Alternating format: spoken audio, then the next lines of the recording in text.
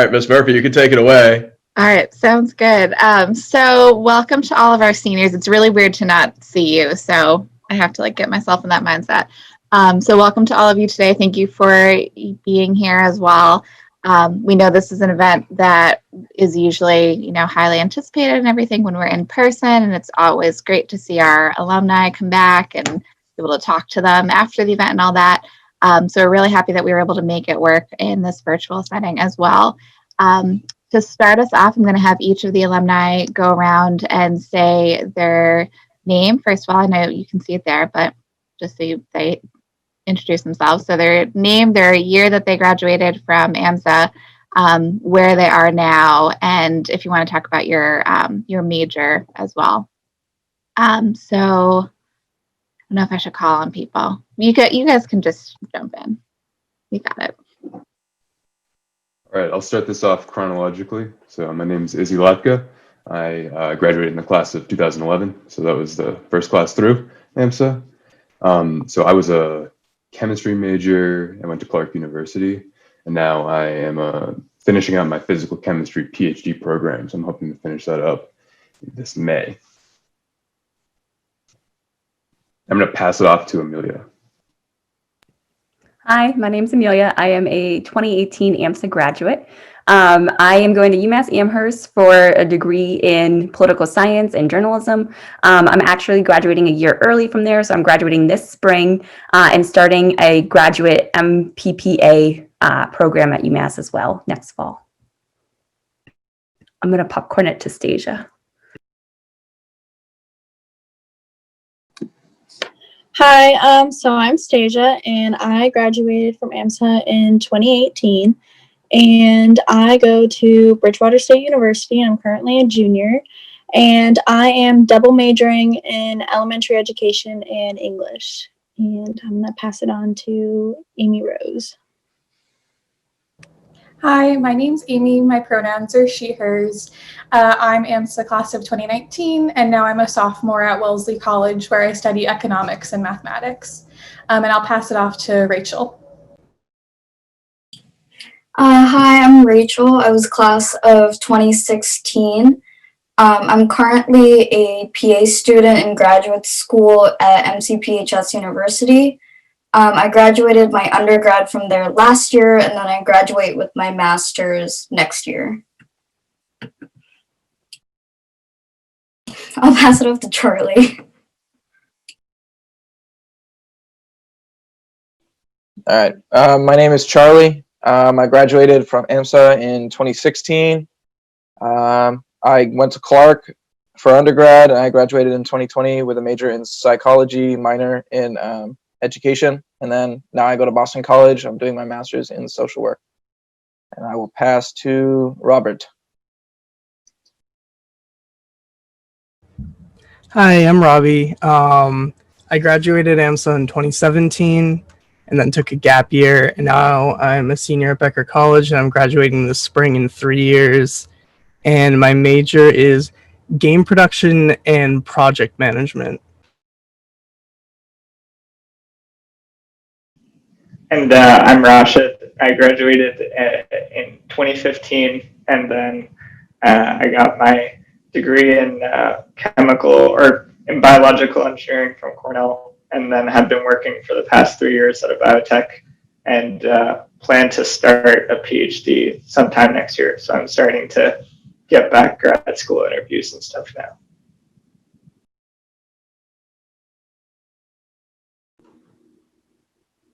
Is there anybody else left to pass off to? Kate? No, I think that's it.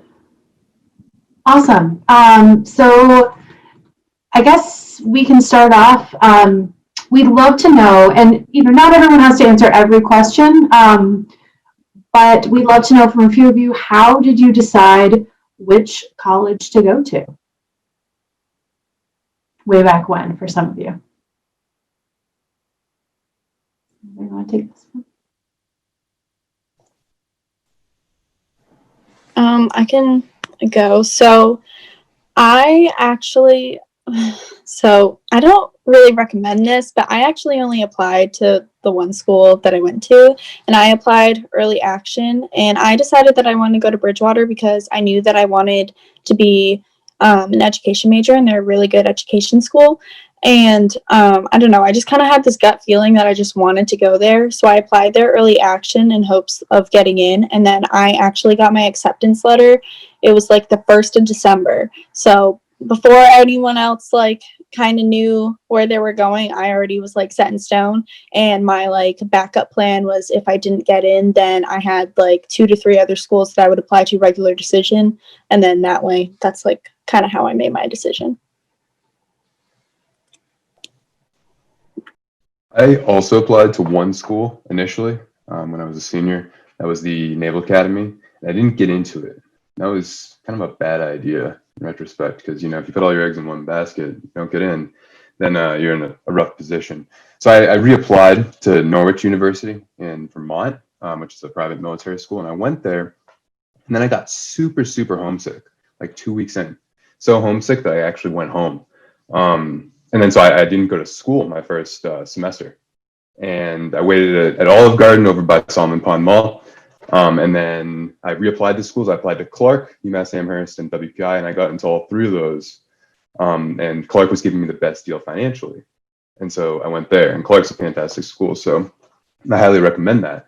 And then for my PhD, which is out here in University of Colorado Boulder, I applied to 5 schools and I only got into 1 of them. And it turns out that this is a really great program as well. But definitely don't put all your eggs in one basket. Keep your options open, just in general. Yeah, so I applied to a lot of schools, and I ended up choosing Wellesley because I really liked the community. Oh, Wellesley is a historically women's college, so only gender minorities attend, and so I really liked that kind of support in academia. And it's also a liberal arts college, and so I wasn't totally sure what I wanted to major in, so I applied to mostly liberal arts schools that had pretty wide-ranging curriculums and lots of distribution requirements because I wanted to explore different things outside of the major that I was interested in. I also applied to a lot of colleges. I applied to 13, which in retrospect was quite a lot. I ended up choosing MCPHS because I knew I wanted to go into healthcare. And MCPHS is a pretty well-renowned university, all centered around healthcare.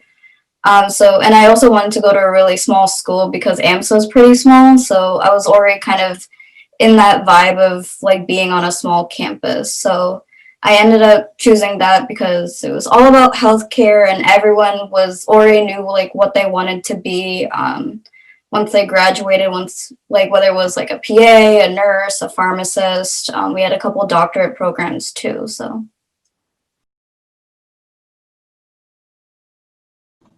Awesome. Anyone else want to add to this one? Sure.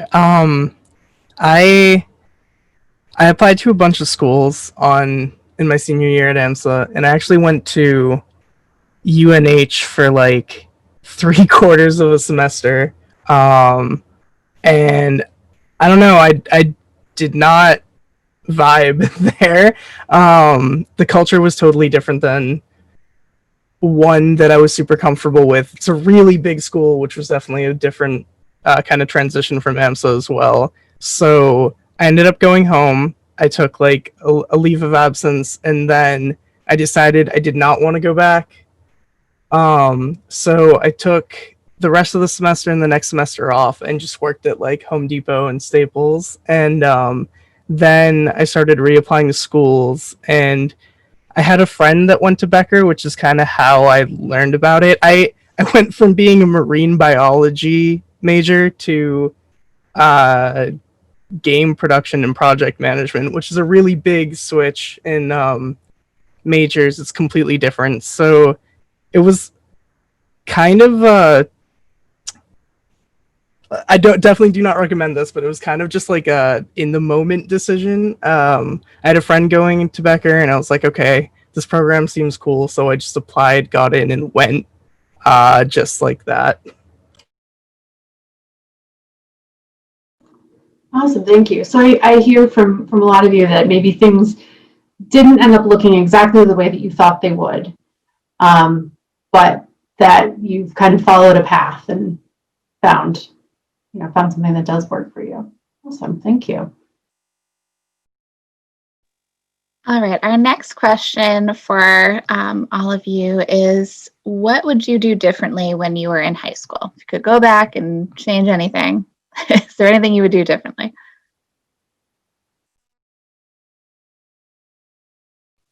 I probably would not have spread myself really thin with like being on e-boards of like multiple clubs and like taking a bunch of like AP classes. So I actually took a lot of science APs, and what I didn't realize is a lot of healthcare professions don't take science APs as transfer credits. So normally when you go from high school to college as a freshman, you can take, say, like AP GoPo, AP Lit, like stuff like that. You can transfer into like your first English class or your first history class.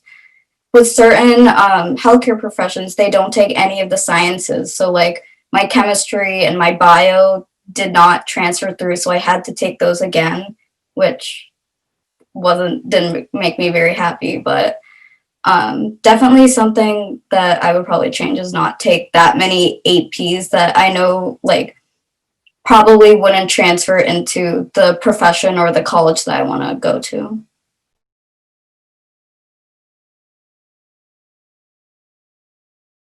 I would say similar to Rachel, is I also kind of had my hand in a little bit of everything throughout high school.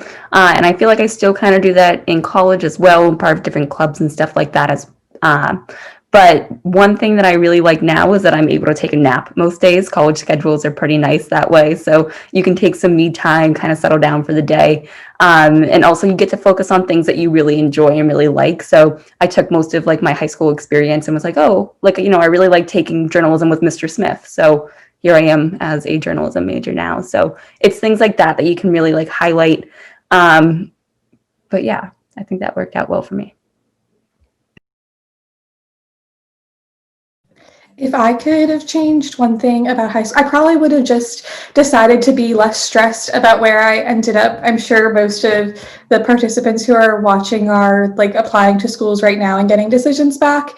And it sounds like odd to, especially to hear this coming from someone who is like very happy where they ended up. You do like end up like making friends and getting involved in things no matter where you go to school. And so don't stress too much about where you end up.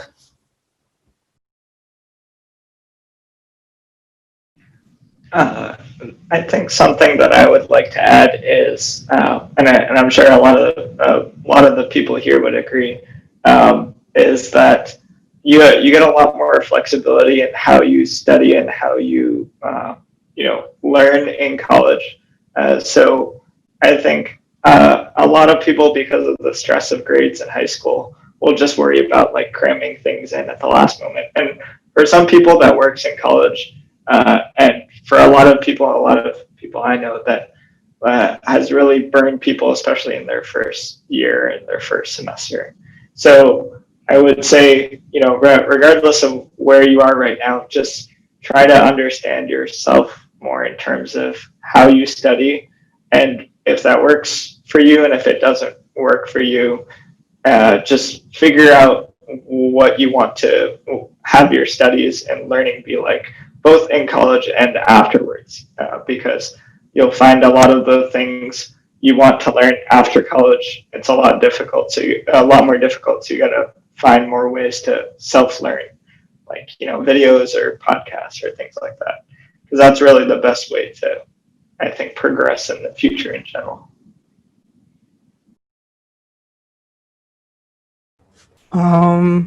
If I could change one thing back in high school about myself, it would probably be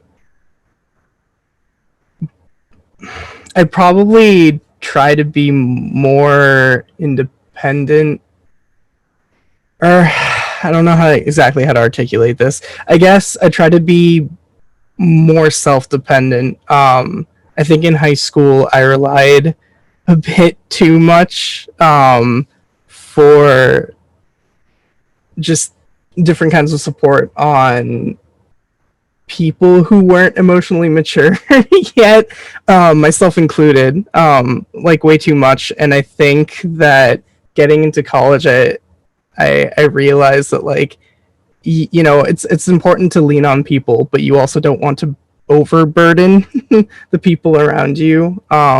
So I think that's probably one thing I would have changed about myself in high school if I could go back.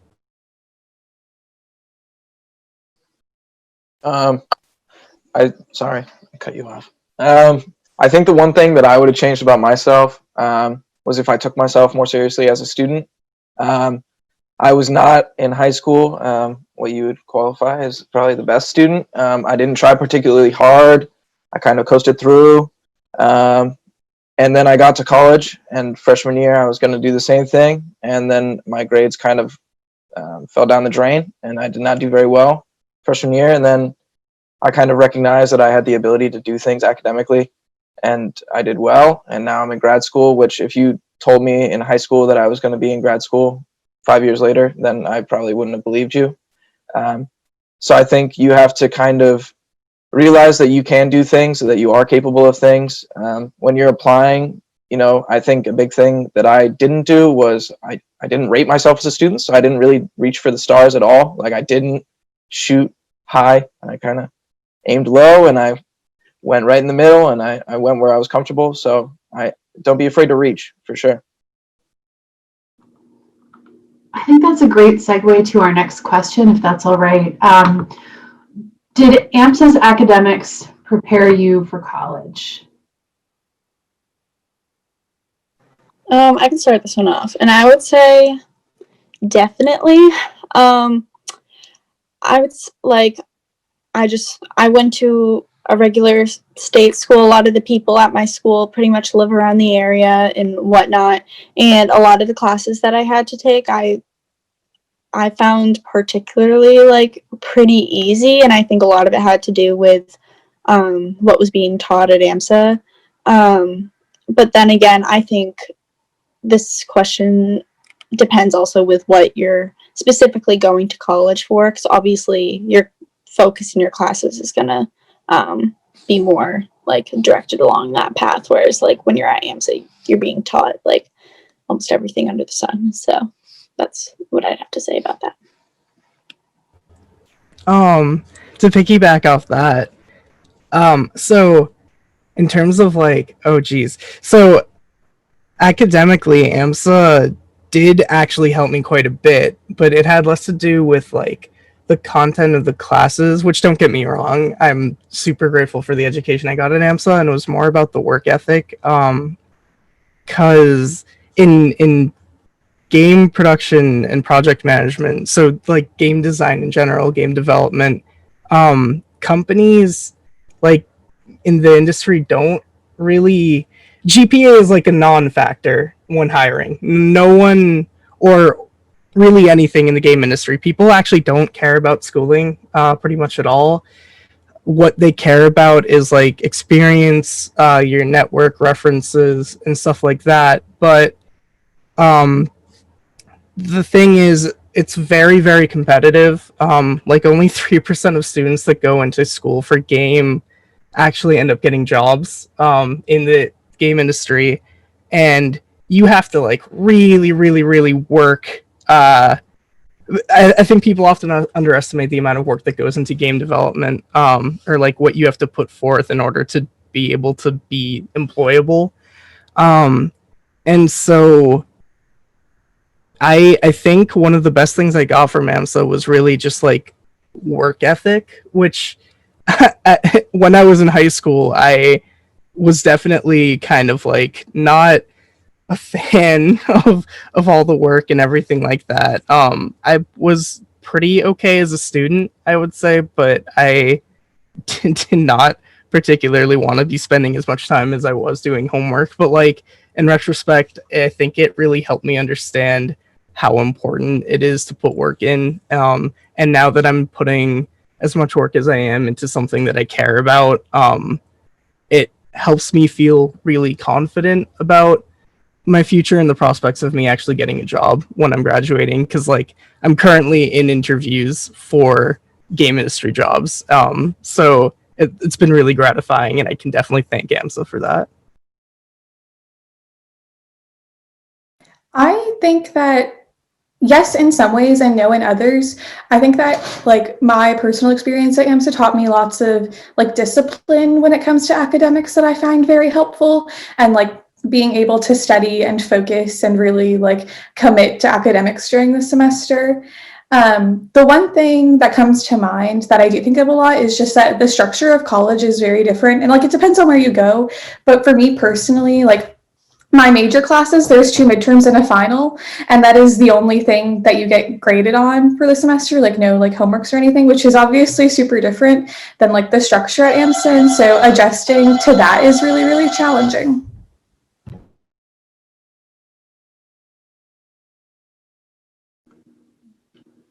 Anybody else on this one? Did AMSA prepare you academically? Yeah, I'd like to piggyback on something that Robert was saying, which was just being prepared and disciplined in coming into like with like a work ethic perspective. So like I would really suggest that, I mean, is this only seniors that I'm talking to right now? Okay, so hopefully it's not too late if for this advice, but you know, I would really, really highly suggest, if you haven't already, to get into an AP course or just some sort of course that, I guess at this point it might be a little late for that, but yeah. So to get into a course that interests you, but also pushes your boundaries a little bit, and then also to get engaged in things outside of school. Because being able to sort of split your time management across not only like your academics, but also your extracurriculars, whether that's sports or some sort of club or group that you're part of, is super, super important for you developing just as a person. Because it's like right now, I don't have classes anymore. I do research, but it's like I don't only do research. I have to do a lot of other things as well. I have like various outreach things I like doing, and other sort of acts of service to the community, and also have like other responsibilities that are not like directly work. And so like being able to do what's expected of you from an academic standpoint, but then also do the things that help ground you as a person and allow you to do what you want to do is really important. And then on top of that, you really want some like work-life balance.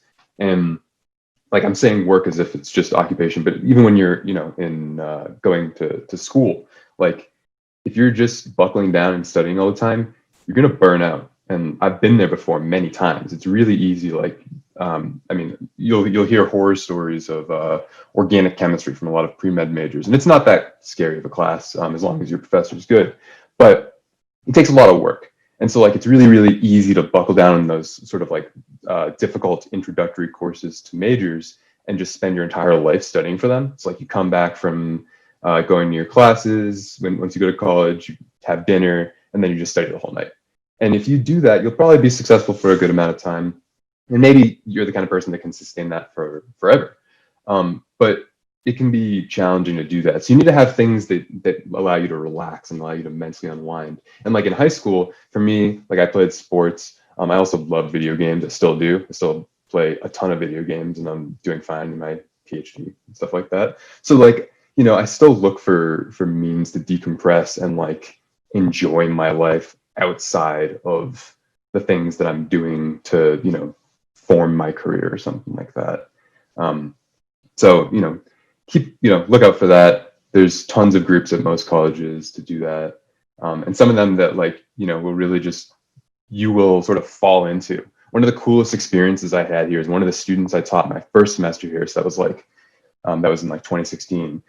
So I was teaching him a general chemistry course, and then like 4 years later, I ran into him at the gym, and he got me started with powerlifting because he was like the captain of the powerlifting team. He was a senior in college at that time, and then I got I became friends with him after that, and just like so that became one of my extracurriculars and something I really enjoyed. Unfortunately, COVID has made it so that the gym's not really that safe of a place, but I look forward to meeting up with that guy when it starts up again. But yeah, just forming community attachments. There's lots of groups that I'm sure exist in central mass that you could become part of as well, just in terms of like community service or extracurricular activities, even if it's not necessarily at AMSA. But just open your mind a little bit is what I'd say, and try to take care of yourself mentally, because college can be extremely stressful. So most of you have mentioned your major a few times that, as part of your story of, for these other questions. So curious to hear if you knew what your major was going to be when you applied to college, and also if anything changed with that or any of your academic goals shifted as once you entered college. So I knew that I wanted to be an elementary education major, but what I didn't know was that at my college, every education major actually needs to double major. And so, like, when I went in for orientation, I was like, oh my God, what am I getting myself into, basically? And then, so I ended up picking English as my second major because I was relatively good at it in high school, and I enjoy reading, I enjoy writing. So I was like, you know what, I'm just gonna go with this. And I am like super thankful that I made that decision, because with like the professors that I've had and the types of courses that I've taken, I've like realized that I enjoy it a lot more than what I originally thought I did. And so that's kind of influenced me to like do some things now that like I never thought I would. Like I ended up writing like my first poetry book and like actually selling it this year. And if you asked me in high school if I was going to do that, I would have been like, no, what are you talking about? You know what I mean? So I definitely think, certain things just like happened to me and that's how it worked. But it definitely wasn't what I necessarily saw myself doing back when I was in high school. I definitely bounced around majors a lot, and I knew that that was likely going to happen, and that's why I applied to the schools that I applied to. And I know it's weird to hear that I bounced around majors a lot and I'm only a sophomore, but I probably had 5 different majors in mind in like my first semester at Wellesley.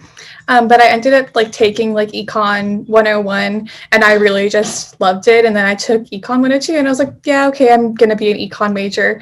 Was just kind of like the natural course of things for me. And for me, I applied to college as a biological engineer, but I wasn't sure. Well, I knew I wanted to be some kind of engineer, but I wasn't exactly sure what. So I spent my first year just taking a few different engineering classes in like biomedical engineering, electrical engineering, and some material science engineering.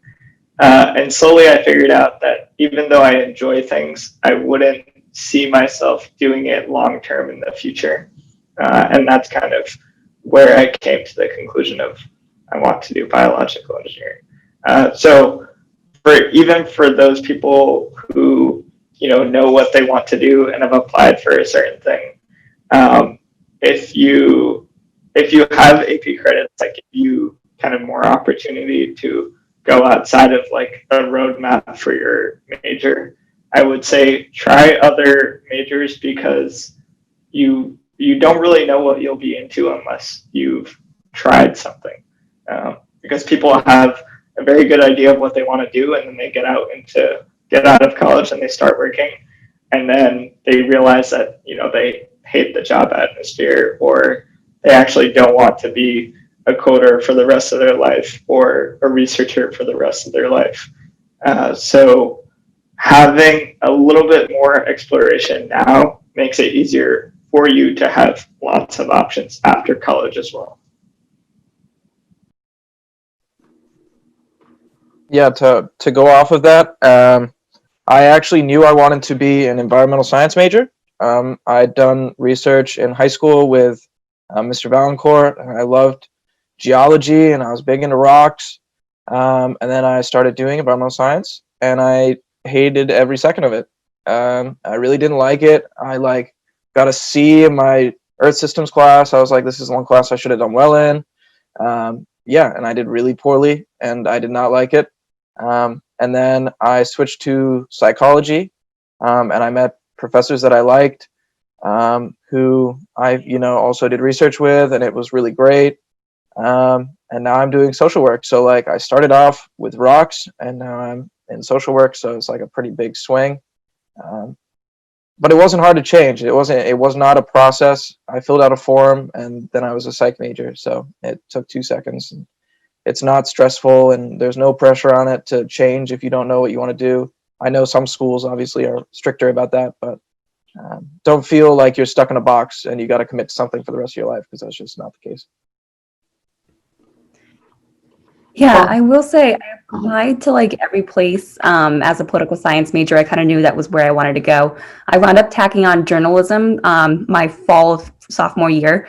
And since then, I've toyed with maybe doing something in finance, maybe doing something with statistics. But then I would look at like the major requirements and I'd be like, oh, that's a lot of math. So that was kind of something I stayed away from. But yeah, it's super easy to change majors. I think I walked into the journalism department. I was like, oh yeah, like I want to major in this. And they're like, okay, cool. And they sat me down and it was 2 clicks in a computer and I was a journalism major all of a sudden. So it really is super easy to change what you want to do. There's like primary majors, secondary majors, and you can like swap those at any time. But yeah, so it's super helpful to just know that you can change on the whim. Awesome. Thanks, all. So our next question is, what is the most important thing that you feel seniors should know as they plan for the rest of 12th grade? So we're, January, winter of 12th grade, in the middle of a lot of unrest and craziness in all facets of life right now. What do you think is most important for seniors to think about as they plan for the rest of their year? I think one of the things that's super important to consider is that you are all really, really young. Yes, these are formative years. Yes, it's important to try and stay on top of everything, but things are crazy right now. Please do not undersell the value of your mental health. Things are like this year has been very trying for many people for a lot of different reasons, and it's just important to make sure that all of you keep taking care of yourselves and that you're okay. Things can get very overwhelming academically, with other responsibilities, family, etc.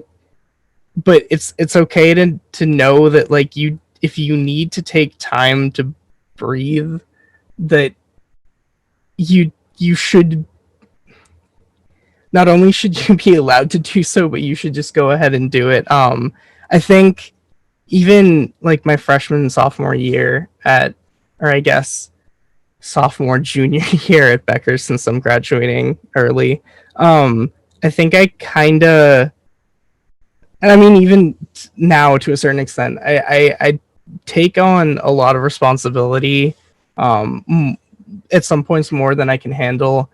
And to be honest, I think I end up regretting it to some extent. I don't regret that I end up doing everything I end up doing, because I know that it's going to help me in the end, but I feel like I don't give myself enough breathing room. And I, especially over the last year, I've come to value that way more. So like it's important to be prepared moving forward, but just know that you're so young, you have time to make mistakes, or recalibrate, decide that you don't want to do something that you're doing. So don't think that the rest of your life is set in stone right now, because things change.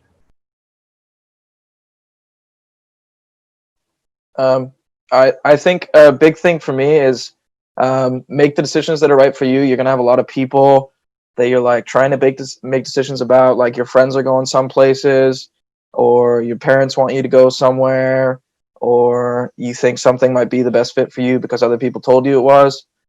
You got to make the choice that's best for you. You got to do what you want to do. I picked my school solely based on the fact that I could play soccer and that I was going to get to play a lot. And the coach said that he liked me, and that was it. That was my choice. I didn't care about anything else because what I wanted to do was play soccer.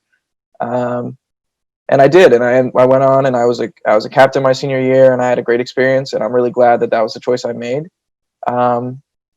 So just make it for yourself. you know, if you go into college because two of your friends are going there, they might not be your friends in 2 years. Like, your friends are going to change. The people in your life are going to change. You have to make the decision that is best for you, not anybody else. And that's probably my biggest piece of advice overall. Yeah, I just want to go off that and basically just like, this is time. Like, obviously, I know COVID has hit everyone in so many different ways, but I would say just do your best to honestly like have fun and make memories with like people, like the people in your life in a safe manner, because like with the 2 years that I did spend at school, I definitely took it for granted. And now that I'm living at home and just being at home like every single day, there's so much that I wish that I did that I didn't end up doing. And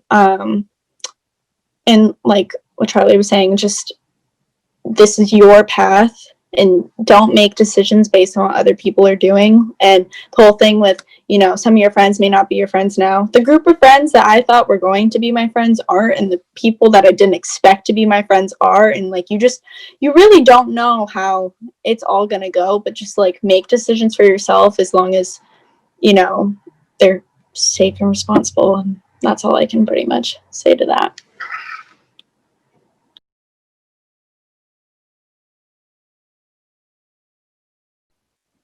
Awesome. Thank you guys for all of that. So we have one final question on kind of more senior year decision making related topics, and then we'll get into more college life type questions. This question is, did anyone here choose a school other than their top choice due to finances? And if so, how did that decision play out? I definitely chose finances was a big thing for me, especially because I applied to a lot of schools, and so that was also like a big finance thing where you have to pay for pretty much every single application. A lot of the colleges that I did end up getting accepted into had tuitions that were 50 grand, 60 grand, 70 grand. And that was something that like my family wasn't exactly like able to do. So I had to make kind of like a pros and cons list of like the colleges that I got into, what were the scholarships I got, what would be the finances after that, what are more like long-term things about it. So my top choice was actually Holy Cross, but it ended up being a little bit too expensive for me, and I felt that the program that I got into there wouldn't really take me to the career goal that I wanted. So I ended up choosing MCPHS. Like, even though it's a private university, it's pretty inexpensive for being right in the city and then being a healthcare university. So I definitely took finances as like a big factor in choosing my college.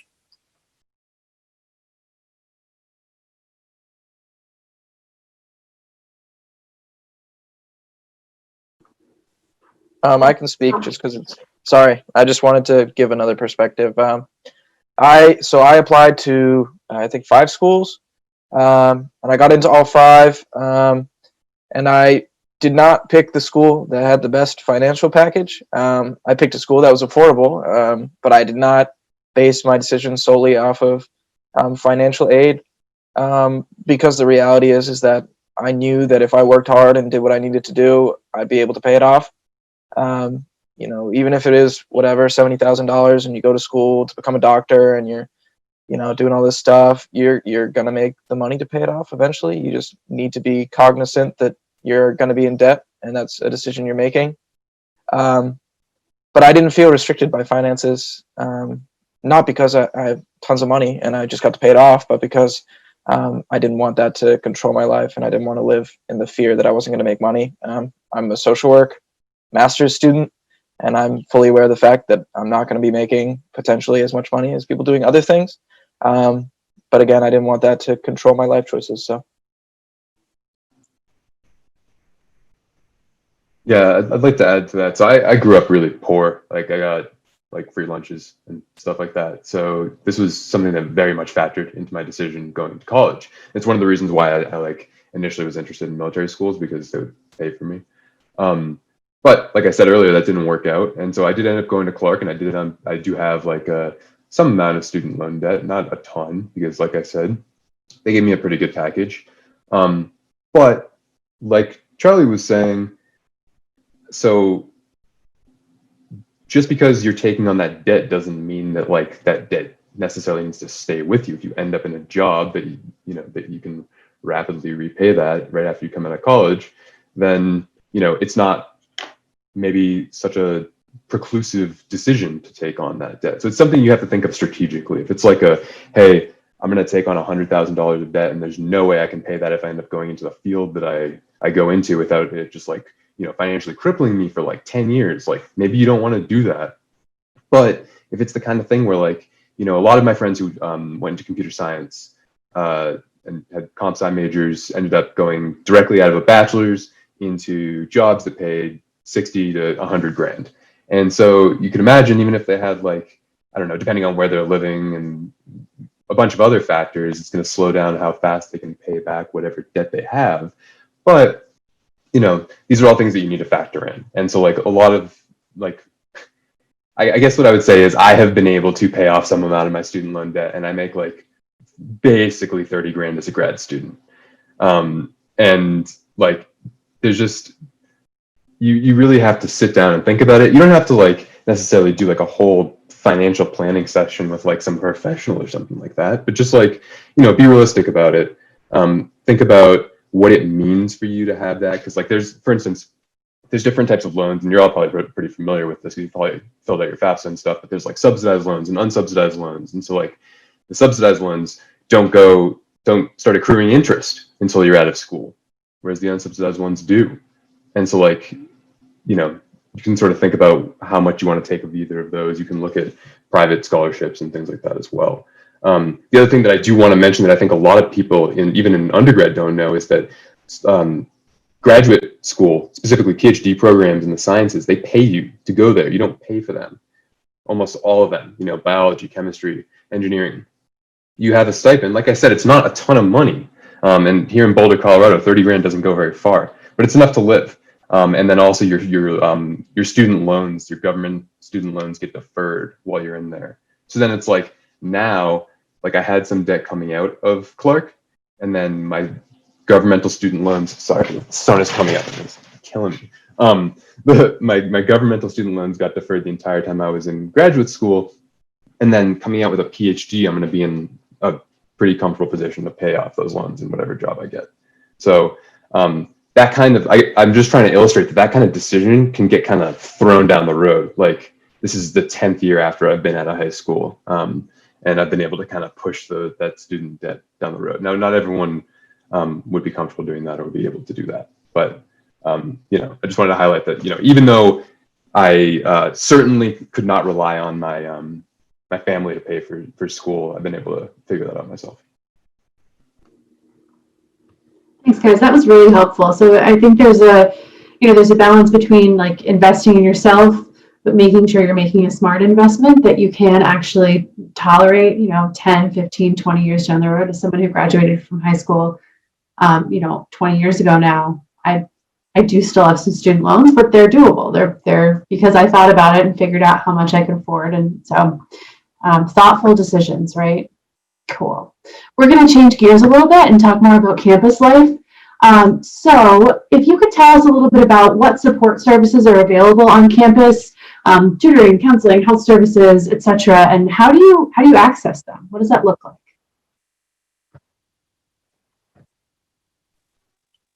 So my university has a ton of resources, which I actually really appreciate. I don't know if they're called all the same things in different universities, but we have something called the CASE, which is the Center for Academic Achievement and Success and Enrichment and all of that. And they're basically the people who help you find like what should fit into your schedule for your specific program. So these are people who they kind of almost like watch over you as you progress through your program, and they watch like what you're doing. When you pick certain classes for your next semester, they can say like, oh, like maybe this would be a really good like social science, or this would be a good humanities elective for you because you're interested in this. So they were really helpful during my undergrad when trying to figure out like what credits I needed to complete. My college also does have counseling, which is really good, which is now transitioned to virtual because of COVID, which has been really nice, especially with like college can be really stressful. So sometimes it's really nice to like talk to someone. They can really work out like certain things with you. We also have like disability support services. So if you like say like broke your arm or something playing sports and you can't take notes, they'll actually assign you a peer note taker who will take notes for you. Who like it's a student that's in your class. They'll take notes for you, so you have everything from each class, and it's not like you're missing out. They also, my school takes a lot of like something I'm really proud of is it takes mental health like really really seriously. So they'll do whatever they can to kind of alleviate it during finals week. So we do like late night breakfast. They'll do like care packages for all of the residential students. They do like for me in PA school for PA week, they do ice cream socials. They do a Boston scavenger hunt. Yeah, so there's definitely, I'm sure like a lot of like universities have similar things or even different things, but yeah, like most of the universities here will have like a ton of support systems. Yeah, my school has a lot of resources, and like I think it's definitely true based on like the conversations I've had with my friends at other schools is that it can be really overwhelming and kind of hard to figure out like how to access them. So like my like main piece of advice for that is to befriend upperclassmen who didn't know these things as freshmen but know them now, and like they will tell you like where the tutoring center is and how to like hack the dining hall and that sort of thing. I have to say like one of my favorite resources at Wellesley is like the tutoring program, and so we have like a tutoring center and it's called the PLTC, and so there's different like tiers of tutoring. So pretty much every single intro or intermediate level class that's required for a major will have an attached tutor or a supplemental instructor who's kind of like a TA but is an undergraduate student, and so they hold like separate office hours, and so like I highly recommend going to them if your school offers that resource. And there's also like public speaking tutors who will like help you if you have a presentation like as a one-time thing, or you can get like an assigned tutor for a class. And so definitely take advantage of tutoring because you pay for it as a part of your tuition, so take advantage of it. One thing that like my college within UMass has is we have the SBS Pathways, which is really great resource if you're applying for internships. They'll help you with cover letters, resumes, stuff like that. And I've used it a ton of times just for like a second set of eyes on a resume before I send it off. And they provide a lot of really great feedback. So I like to take advantage of those because you know the ultimate goal out of college is to like find a job in the field that you're interested in. So I take advantage of a lot of that. UMass also has a great writing center too, so you can stop in and have somebody review your essay before you submit it. So they really have, as long as you're looking for it, there's oftentimes a tutoring service or something else that you need is available somewhere out there, especially on big campuses. There's definitely some sort of niche somewhere for you to find.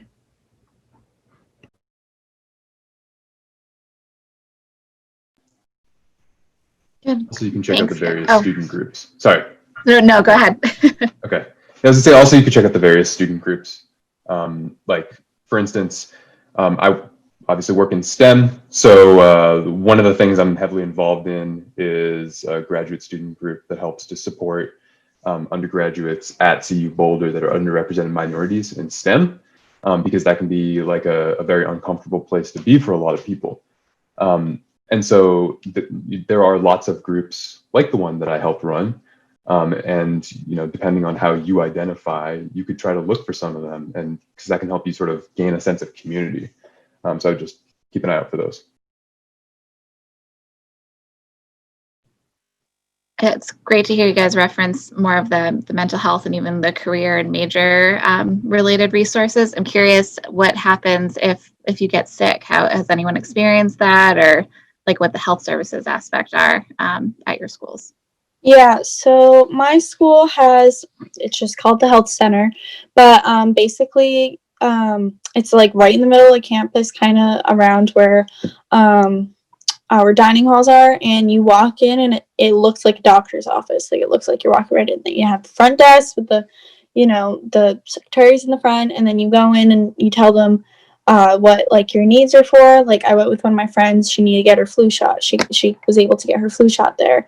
I've gone for counseling services before. I was just having like awful day, and I walked in and I was just like, I just need to talk to somebody, and they were like, yeah, of course. And then they like basically put like an appointment in for me, and I was able to talk to someone within like half an hour.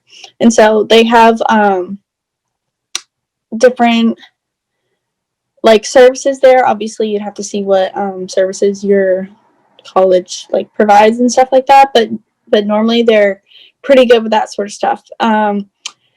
The one thing I would say is like if you're just like not feeling that great, like don't go there. Like you can pretty much take care of yourself. Take some Advil if you're having pain. It's not like a like nurse's office at AMSA at school. If you're like my stomach hurts, you're not gonna like go there. You're gonna take care of it yourself pretty much. But if it's something serious, you can go down there and they can help you with that.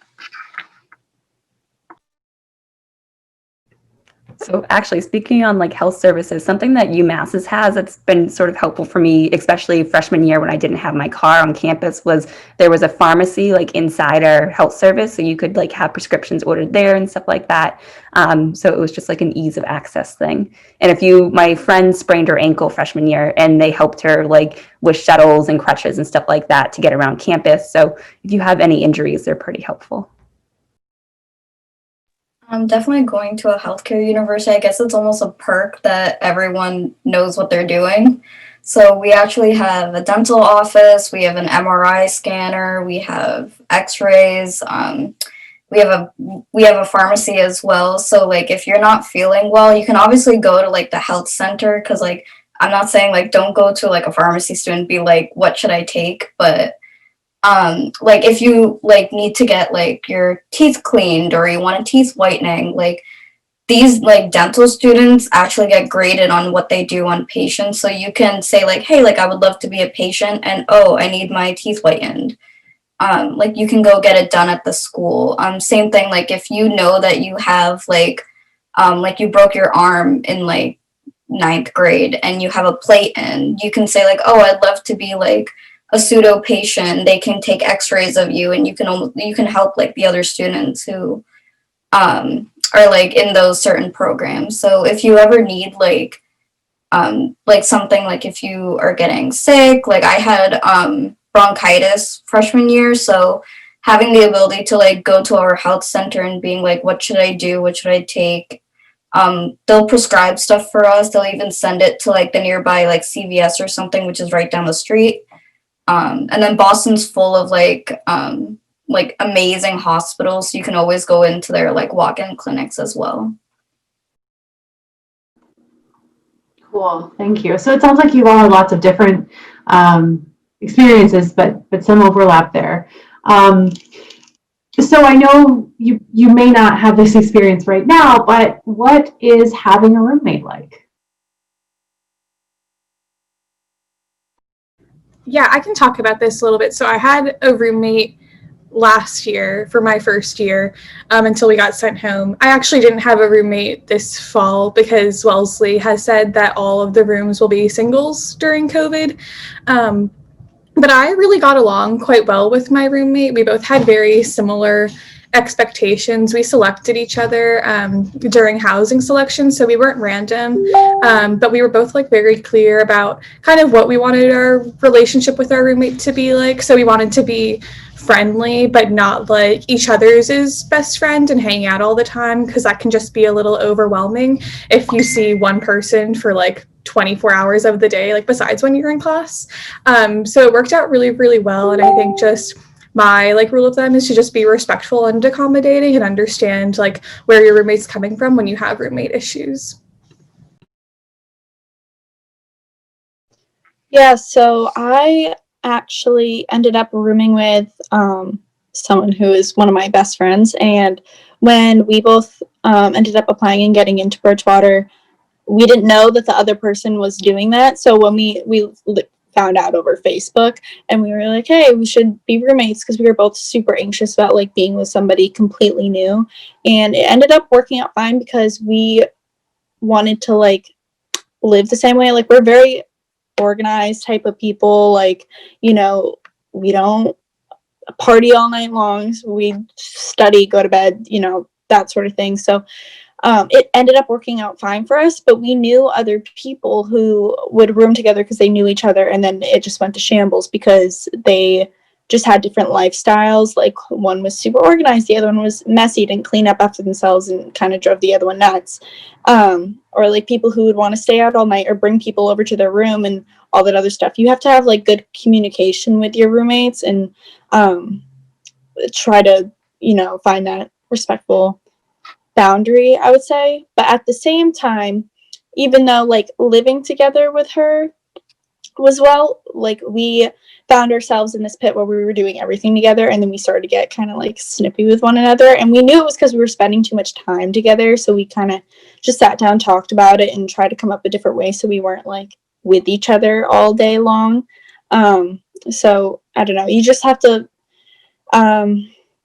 you know, bring it up and talk to your roommate or people that you are thinking about becoming roommates with, and how you are, how you expect your like college lifestyle to be outside of just your academics.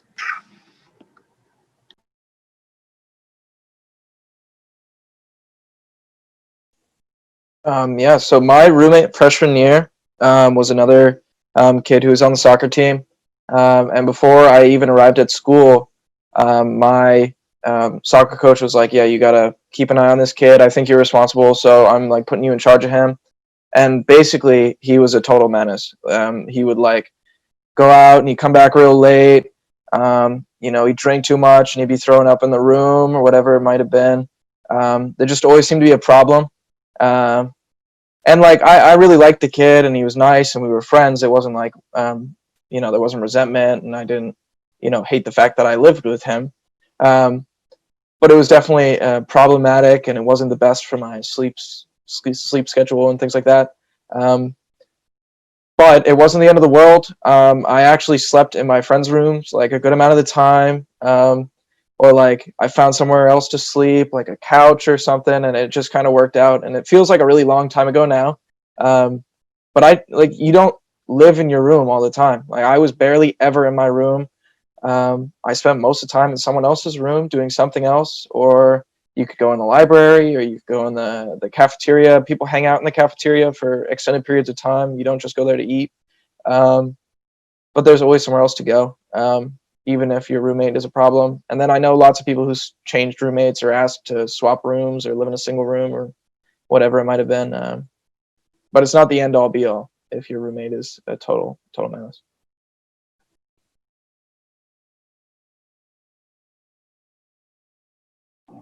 Just out of curiosity, did any of you get randomly placed with a roommate at any point? Yeah, most of the roommates that I had throughout college were randomly placed. And to echo what Stasia said, like, just having clear communication, and, you know, saying your expectations, and expressing things that make you uncomfortable is really important, because that's the first step in trying to fix some of those issues. If you just like harbor that resentment because things are annoying you and they just keep building up, then you're gonna at some point flip out on them or something like that. You know, it's gonna reach a boiling point. So, you know, just try to create a healthy environment where you, both of you, or however many of you there are, feel comfortable communicating your needs. So how do you, or how did you at the time and continue to as well, meet new people? How do you like make new connections on your campuses? This is pretty obvious, but like the big thing is to just like go to org meetings, go to like free events. There's almost always food at events that are open to the whole school. They're great, especially like post-COVID, obviously. But I've made most of like my very, very close friends through orgs that I'm involved in. So like at Wellesley, I'm on the debate team. And so I'm like really, really close with the whole team, but I also am very, very close with people who are on other teams at other universities, which is really nice. Since Wellesley's like a pretty small campus, getting to meet other people has been really great. And actually my current roommate is a BU debater. So that's, yeah, so we're very, very close. So one of the ways that I got to meet like a lot of the kids that I ended up being friends with my freshman year was me and one of my buddies would go around to all the dorms will have like get-togethers, like gatherings where like everyone in the dorm is required to go, and they do like a little Q&A or like some fun little icebreaker thing. And me and my friend just thought that was really funny, so we just went to every single one of those, even if we didn't live there. And the people were always like, "Oh, more the merrier," and we just ended up meeting a lot of people. Granted, where I went, Clark is like a fairly small school, so you could go to all the dorms, no problem. And people didn't really care about those types of things. I don't know what it'd be like at a bigger school where you got to walk like halfway across campus to, do that. But just there's lots of stuff during orientation. Talk to the kids in your orientation group. I was kind of standoffish, and I didn't want to make friends with the kids in my orientation group. But I know a lot of people who met each other through orientation and just basic meet and greets right at the start of the year. So. I would say for me, a lot of places have this, but there are even some events which are like pre-orientation programs. So even before you start school, like during the summer, there will be programs where you can at least in my case, there were these outdoor odyssey clubs where you would just go and you backpack with like a group of 4 or 5 random people, and you'd learn a whole bunch of like how to like set up tents or filter water or things like that, which for me is really good because I like outdoor stuff. But those same people, even though I didn't share any majors or any classes or any rooms or other organizations with, those are still a lot of the people who to this day I still keep in touch with and catch up with. So that's another opportunity kind of before college even starts. If you have the opportunity, I'd really recommend it. And then the other thing for me is I'm a Muslim, so I just joined the Muslim student organization, and at least with a lot of like religious and ethnic communities in general, people are very tight knit. So once you kind of join one of those, people will just find ways to keep you involved, even if you're not exactly the most active with it. Cool, thank you. So we have a little less than 10 minutes left, and so we have one last question. I'd like to give each of you a chance to answer. So if you could keep your answers kind of on the short side, that would be great, so everyone can speak. So what is the best thing about being in college, and what's the most challenging thing about being in college?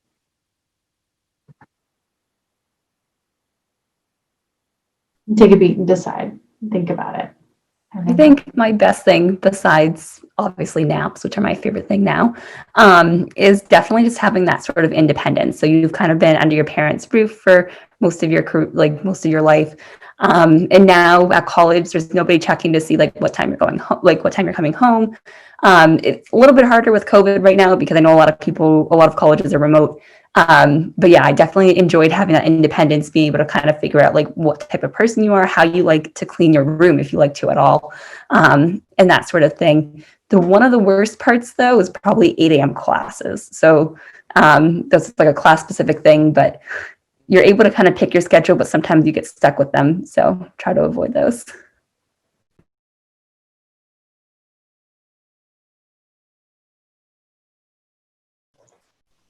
I can go if nobody else. So I think this is going to sound really confusing if you're not a college student. So to all the seniors, you will understand this very soon. The best and worst thing about being a college student is literally being a college student. Like the worst part about being a college student is having to do the work and go to the library and sit in there and study for your big final. Like that can be very overwhelming and stressful. But the best part about being a college student is that there are other college students and they're all your friends, and you've got people who care about you and want you to succeed. And you have so many resources available to you that you're going to make it to graduation and you're going to do fine, which all seems a long way off now. But yeah, you're a college student, so you have people there who are ready to support you and will do things to help you out. So for me, I would say my favorite thing is I actually have a lot of time to do kind of what I want besides for, my classes and studying. Like before going into college, it sounds really dumb, but no one in my family has ever really gone to college. So I didn't understand how classes worked. For the longest amount of time, thought it was kind of like high school. You go all day and then it's over, but you get to pick when you want to do it. Like next semester, I only have 4 classes. And I have, a decent amount of time, like, with my schedule where I can do things that I like to do and also have plenty of time to get my work done and also relatively sleep a good amount at night. I would say my least favorite thing is, besides for everything going on right now, is making sure that I get everything I need to do in on time, because sometimes your advisors aren't necessarily the best. Like, I have 2 advisors because I have 2 majors. My English major is a pretty small major compared to the education, so my advisors are very, very good. They're very quick to message you and if you need. And then for my education, there's so many education majors there that sometimes they don't necessarily look at you like a person, but rather a number, and that can be very annoying. But you just kind of have to find your way through that whole mess. For me, the worst or hardest part about being a college student, this might be kind of specific to Wellesley this term, but imposter syndrome is really hard to deal with because everyone around you is doing really, really great things and is very, very smart. And so the thing that a lot of students at my school struggle with is feeling like an imposter, you don't belong there, you're not as smart as everyone else. But the best thing is that you make really, really good friends who support you and kind of help you overcome that and remind you that you do deserve to be there and you are very, very smart and are going to do great things. I would say probably the best part of being a college student is working towards a career that you're passionate about. Especially, I think this is also maybe an MCP thing, but working towards a career goal and you're actually doing things out in the field. So you're a pharmacy tech or you're working in a hospital or something like that, you're actually using and fully comprehending all the information that you're learning in classes, which for me has been really fulfilling. I think the most challenging part about being a college student, I think, will forever be finals week. That is one week that I do not look forward to at all. But you get through it. I've gone through 9 finals weeks now, and I have 1 more, so we're doing great. I would say the best thing about college, kind of echoing Amelia, is the independence. But I think one of I wouldn't say my least favorite things, but I would say the hardest thing is picking your friends in the right way that they support your goals. Because college is very formative in terms of you're affected a lot by your friends and you have a lot of effect on them as well. But if you kind of lose your identity to your friends, it can be really damaging to a lot of people I've seen. I think the final word goes to Izzy. Well, Rasha, you took the words out of my mouth. That's exactly how I feel. The best thing about college is the people, and the worst thing about college can also be the people. So, make sure you're careful about who you cast your lot with. And if you feel like you're in a space where you're uncomfortable and you don't like the direction that your group's taking you, find a new group. It's as easy as that. because in the end, you've got to make the choices that are right for you, not for a bunch of other people. So good luck with that. Well, thank you all so much for spending your time with us this morning. I know you're all very busy people, so we really appreciate you sharing your perspectives and experiences. And yeah, we hope that for our seniors, you guys have a great day, and know that you have so many resources with our alumni and beyond just our normal faculty and staff that you have to ask questions of should anything arise.